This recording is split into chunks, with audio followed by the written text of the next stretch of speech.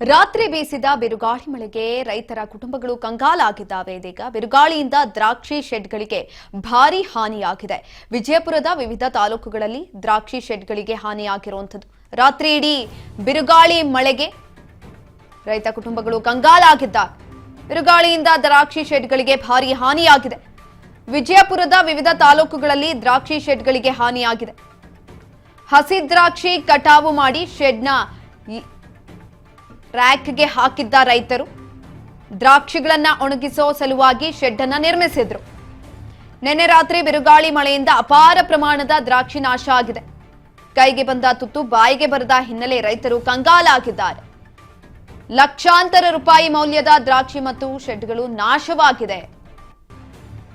ಸ್ಥಳಕ್ಕೆ ಬಂದು ಪರಿಶೀಲನೆಯನ್ನ ಕೂಡ ನಡೆಸಿದ್ದಾರೆ ತೋಟಗಾರಿಕೆ ಅಧಿಕಾರಿಗಳು. ಈಗ ಆಲ್ರೆಡಿ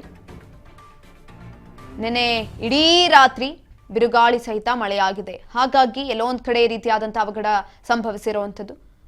ರೈತ ಕುಟುಂಬಗಳು ಕಂಗಾಲಾಗಿದ್ದಾವೆ. ಬಿರುಗಾಳಿಯಿಂದ ದ್ರಾಕ್ಷಿಯನ್ನ ಬೆಳೆದಿದ್ರು. ದ್ರಾಕ್ಷಿ ಸಂಪೂರ್ಣವಾಗಿ ಬಿರುಗಾಳಿಗೆ ಸಿಲುಕಿ ನಾಶ ಆಗಿರುವಂಥದ್ದು. ದ್ರಾಕ್ಷಿ ಶೆಡ್ಗಳಿಗೆ ಭಾರಿ ಹಾನಿ ಕೂಡ ಆಗಿದೆ. ವಿಜಯಪುರದ ವಿವಿಧ ತಾಲೂಕುಗಳಲ್ಲಿ ದ್ರಾಕ್ಷಿ ಶೆಡ್ಗಳಿಗೆ ಈ ರೀತಿಯಾದಂತಹ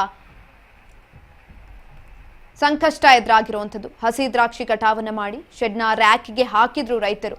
ಇನ್ನೇನು ಕೈಗೆ ತುತ್ತು ಬಂತಪ್ಪ ಊಟ ಮಾಡೋಣ ಅನ್ನೋಷ್ಟರಲ್ಲಿ ಈ ರೀತಿಯಾದಂತಹ ಘಟನೆ ನಡೆದಿದೆ.